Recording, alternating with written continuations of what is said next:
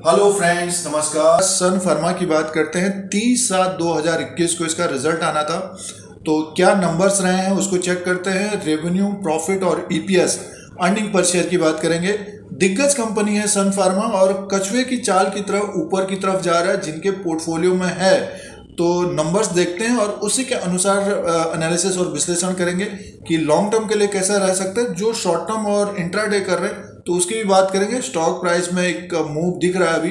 सबसे पहले इसके नंबर्स देखते हैं, क्या रेवेन्यू रहा है, प्रॉफिट क्या रहा है और ईपीएस क्या रहा है, उसकी बात करते हैं। सन फार्मा के फर्स्ट क्वार्टर Q1 का रिजल्ट को देखते हैं और नंबर्स को देखते हैं। Consolidated financial result for the quarter ended June 30, 2021, पहली तिमाही, और मिलियंस में नंबर हैं, करोड़ में देखेंगे इसको। और इसका टोटल इनकम की बात कर लेते हैं अब की क्वार्टर में। और टोटल इनकम को देखते हैं। देखिए 9,871 करोड़ का टोटल इनकम हुआ है और पिछली बार था 30/6/2020 में, एक साल पहले 7,739 करोड़, और Q4 में था 8,633 करोड़। तो दोनों देखिए क्वार्टर टू क्वार्टर के हिसाब से भी देखते हैं तो बढ़ के आया है, और साल दर साल के हिसाब से देखते हैं तो एक अच्छा एक टोटल इनकम हुआ है। तो टोटल इनकम बढ़ के आया है और क्वार्टर टू क्वार्टर के हिसाब से भी बढ़ के आया है। 9,871 करोड़ का टोटल इनकम हुआ है।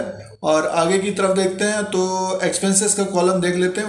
एक्सपेंसेस का कॉलम ये है और टोटल एक्सपेंसेस में देखते हैं तो अब की बार है 7,435 करोड़ का एक्सपेंसेस है। पिछली बार था 6,289 करोड़ का, और 31/3/2021 में 7,058 करोड़। तो अब की बार देखिए 7,435 करोड़ का एक्सपेंसेस हुआ है और रेवेन्यू हुआ है 9,871 करोड़। तो प्रॉफिट में है कंपनी।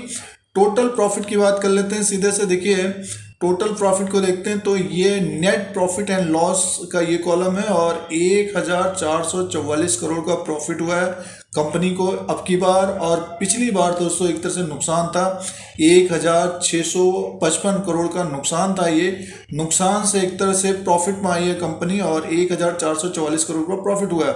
और अगर हम Q4 में देखते हैं, मार्च के क्वार्टर के हिसाब से भी देखते हैं तो बढ़ के आया, 894 करोड़ का प्रॉफिट हुआ था मार्च के क्वार्टर में, और उसके अनुसार भी बढ़ के आया। तो ईपीएस की बात करते हैं, अर्निंग पर शेयर की बात करते हैं तो 6 का है और पिछली बार था 6.9 माइनस था, और Q4 में था 3.7। सन फार्मा ने जो रिजल्ट पेश किया है Q1 का, पहली तिमाही का, क्वार्टर 1 का, बेहतरीन एक तरह से रिजल्ट आया है। टोटल इनकम भी बढ़ के आया है साल दर साल के हिसाब से, क्वार्टर टू क्वार्टर के हिसाब से। प्रॉफिट में आई है पिछले साल के अनुसार, एक तरह से प्रॉफिट हुआ है। तो स्टॉक प्राइस एक तरह से गेन हो रहा है और 700 के ऊपर ही कारोबार कर रहा था। सन फार्मा का स्टॉक देखते हैं तो ज़्यादा नहीं बढ़ा है जिस तरह से और कंपनियों के स्टॉक बढ़े हैं। और अब की बार का जो तिमाही रहेगा तो जिस तरह का रिजल्ट है ये ऊपर की तरफ ही जाता हुआ दिख सकता है। एक नज़र स्टॉक प्राइस में भी डाल देते हैं। रिजल्ट एक तरह से शानदार आया है और स्टॉक में तेजी की संभावना रहेगी। जो शॉर्ट टर्म के लिए कारोबार करते हैं तो 1 या 2% का स्टॉप लॉस लगाना चाहिए। और जिनके पास सन फार्मा है, जो लॉन्ग टर्म के लिए एक तरह से बने हुए हैं, जो लॉन्ग टर्म के लिए दोस्तों एक तरह से बने हैं, तो 2015 में ये ऊपर के लेवल पे था 1000 के आसपास। जो लॉन्ग टर्म के लिए एक तरह से बने हैं उनको बने रहना चाहिए। थोड़ा बहुत उतार चढ़ाव लगा ही रहता है स्टॉक में, और जो शॉर्ट टर्म के लिए कारोबार कर रहे हैं तो 1-2% का स्टॉप लॉस के द्वारा स्टॉक में बने रहना चाहिए। और बेहतरीन एक तरह से रिजल्ट है। और आज जो है इसने अपना 52 वीक हाई भी बनाया, और जो स्टॉक जब 52 वीक हाई बनाता है तो तेजी रहती है। फिलहाल 748 में है, तो नेक्स्ट क्वार्टर में भी अगर इसी तरह का रिजल्ट आता है तो लॉन्ग टर्म के निवेशक जो हैं उनको एक अच्छा रिटर्न मिलता हुआ दिख सकता है। और पिछले साल से अगर हम स्टॉक को देखते हैं तो रडार में है ये, बट धीरे धीरे कछुए की चाल की तरफ बढ़ रहा है। अब हो सकता है बड़ी चाल या बड़ा मूव दिखे सन फार्मा में जिस तरह का रिजल्ट है।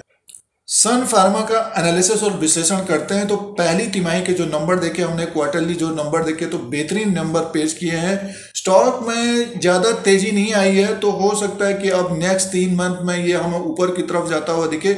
आज तो ये देखिए रिजल्ट जिस तरह का आया है तो स्टॉक दिख रहा है 756 तक पहुंच गया है और बढ़ते जा रहा है। जो इंट्रा डे कर रहे हैं या शॉर्ट टर्म के लिए कारोबार कर रहे हैं तो अपने स्टॉप लॉस को बढ़ाते जाए, या मुनाफा अगर लेना चाहते हैं इंट्रा डे वाले तो अपने हिसाब से शाम तक देखना चाहिए। और जो लॉन्ग टर्म के लिए बने हैं दोस्तों तो उनको बने रहना चाहिए। हो सकता है ये जो गिरावट आई थी इसमें 2015 ये ऊपर के लेवल पे था 830 और 1000 के आसपास तक। तो नेक्स्ट 3 से 6 महीना और देंगे तो यहाँ तक भी जाता हुआ दिख सकता है। और जो लेना चाहते हैं, कभी अगर स्टॉक में गिरावट हो, डेफिनेटली इसको देखना चाहिए। अब दोस्तों जिस तरह का रिजल्ट आया तो धीरे धीरे ऊपर की तरफ जा रहा है। दोस्तों यूट्यूब चैनल पर बने रहने के लिए सब्सक्राइब और बेल आइकन को प्रेस करें। फिर कोई नया वीडियो लेके आएंगे। आज के लिए इतना ही, धन्यवाद।